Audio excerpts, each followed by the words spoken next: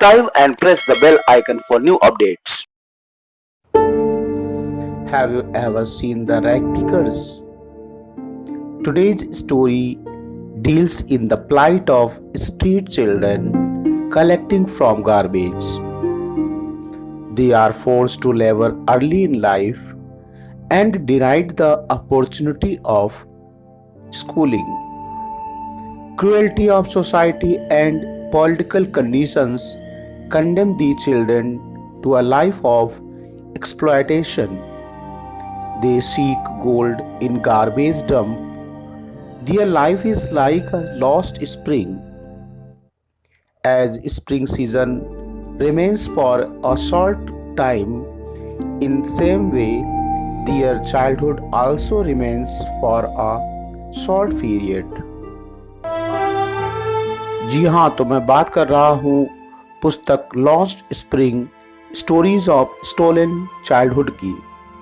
इस पुस्तक को उड़ीसा के राउरकेला में जन्मी भारत की महान लेखिका अनीस जंग के द्वारा लिखा गया है।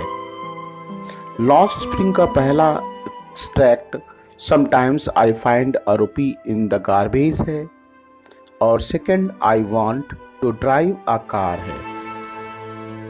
Now sometimes I find a rupee in the garbage. यह कहानी एक छोटे बालक की है जिसका नाम तो साहिबे आलम है, जिसका अर्थ होता है दुनिया का मालिक, परंतु एक रैग पिकर कचरा बीनने वाला बालक है।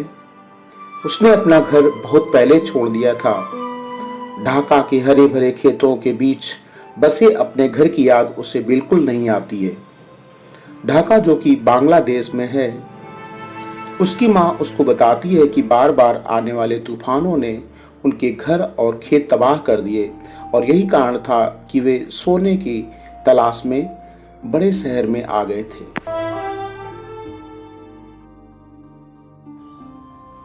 तो सबसे पहले ऑथर बताती हैं कि साहब प्रतिदिन उन्हें सुबह के समय मिल जाया करता था, जो कि पड़ोस में ही कचरे के ढेर में सोना खोज रहा होता था।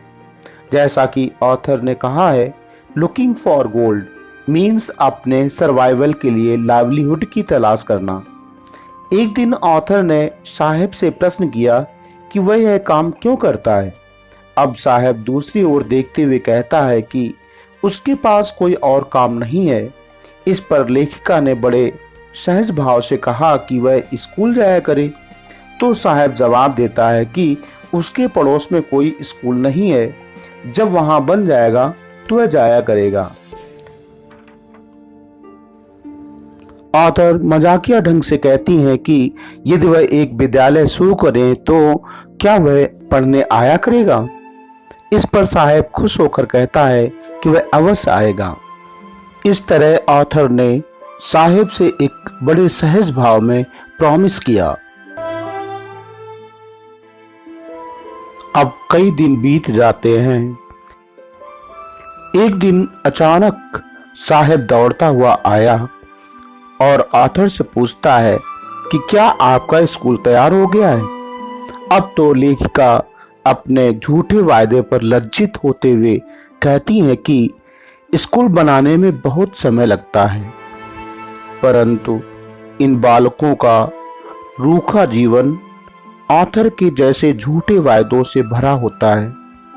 इनके उत्थान पर समाज वायदे तो बहुत करता है, परंतु वे सब खोखले साबित होते हैं। अब उसे जानने के कई महीनों के बाद ऑथर साहब से उसका नाम पूछती है तो वह बताता है कि उसका नाम साहिबे आलम है। साहिब अपने नाम का अर्थ नहीं जानता है, जिसका अर्थ होता है दुनिया का मालिक। अपने नाम के अर्थ से अनजान साहिब गलियों में अपने दोस्तों के साथ घूमता है, जो कि नंगे पैर घूमने वाले लड़कों की एक सेना है।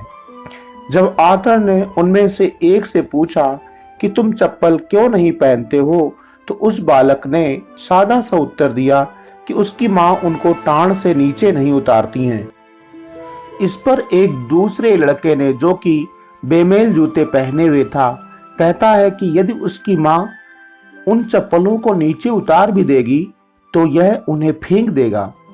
एक तीसरा लड़का, जिसे अपने जीवन में अभी तक जूते प्राप्त नहीं हुए थे, कहता है कि वह जूते पहनना चाहता है।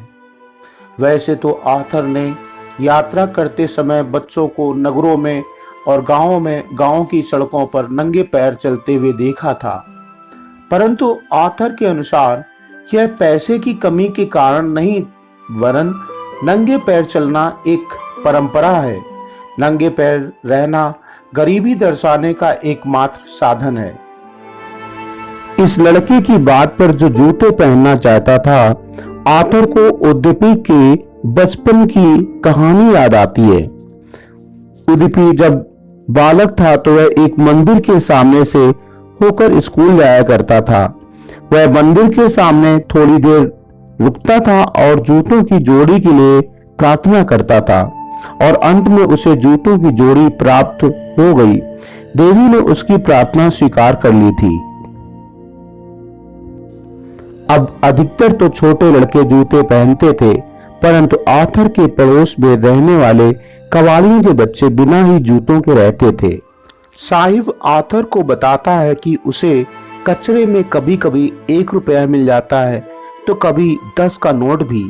साहिब की आंखों में चमक थी। जाड़े की एक सुबह आर्थर ने साहिब को बाढ़ से घिरे हुए फाटक के समीप खड़े हुए देखा, जहां से वह सफेद वेशभूषा पहने 2 युवकों को टेनिस खेलते देख रहा था। साहिब आर्थर को बताता है कि उसे खेल पसंद है। जब कोई नहीं होता तो वह भीतर भी चला जाता है और चौकीदार उसे झूला झूलने देता है। साहिब टेनिस शूज पहने हुए था।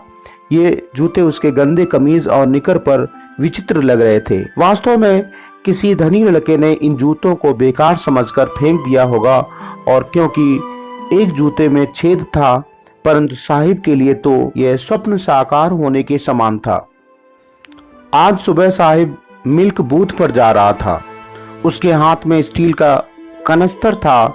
दूर संकेत करते हुए वह आर्थर को बताता है कि वह अब एक चाय की दुकान पर काम करता है। उसे पूरा भोजन और 800 रुपए मिलते हैं। जब आर्थर साहिब से पूछती है कि क्या उसे यह कार्य पसंद है, तो उसके चेहरे पर निराशा के भाव थे।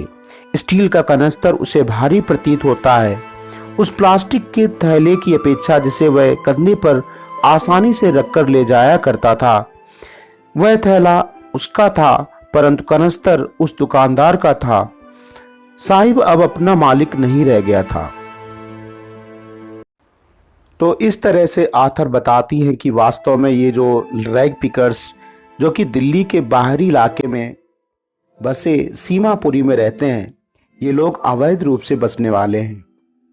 ये सन 1971 में बांग्लादेश से आए थे। साहिब का परिवार भी उनमें से एक है। यह सीमापुरी का क्षेत्र सीवर लाइन व उचित जल निकासी का अभाव झेल रहा है। यहाँ लगभग 10,000 कबाड़ी झुग्गी झोपड़ियों में 30 वर्ष से भी अधिक समय से रह रहे हैं। इनके पास राशन कार्ड तो है, जिससे उनके नाम मतदाता सूची में आ गए हैं और इसकी सहायता से ये अनाज खरीद सकते हैं। जब आर्थर ने फटी पुरानी साड़ियां पहने स्त्रियों के एक समूह से पूछा कि तुम अपने हरे भरे खेतों और नदियों के देश को छोड़कर क्यों आई हो, तो उन्होंने उत्तर दिया कि दिन ढलने पर यदि हम अपने परिवार को भोजन करा सकते हो और बिना पेट दर्द के सुकून की नींद सो सकते हो, तो हम लोग यहाँ रहना बेहतर समझते हैं, बजाय कि उन खेतों के जो हमें अन्न न दे पाते हो। जहाँ कहीं भी इन लोगों को भोजन मिलता है, ये वहीं अपने तंबू गाड़ देते हैं और ये बच्चे इन्हीं तंबुओं में बड़े होते हैं। सीमापुरी में अस्तित्व का अर्थ कबाड़ी का काम करना है। कचरा ही उनके जीवन के लिए सोना होता है। बच्चों के लिए कचरा आश्चर्य में लिपटा हुआ है, परंतु बड़ों के लिए कचरे का अर्थ अस्तित्व है।